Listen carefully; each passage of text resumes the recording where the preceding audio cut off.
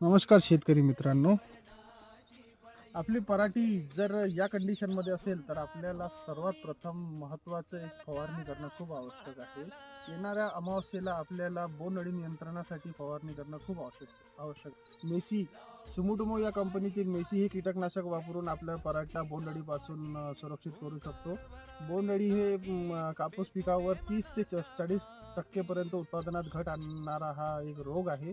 त्यानंतर आता त्याच फवारणीमध्ये आपण ढगाळ वातावरण असल्यामुळे बुरशीजन्य रोगाचा प्रादुर्भाव भरपूर प्रमाणात दिसून येते. तर चांगल्या प्रकारचं एक बुरशीनाशक त्या फवारणीमध्ये आपण वापरायला पाहिजे. त्यानंतर त्याच फवारणीमध्ये कंट्रोल नावाचं औषध फवारून आपण झाडाला पूर्णपणे कडू करून घ्यावं.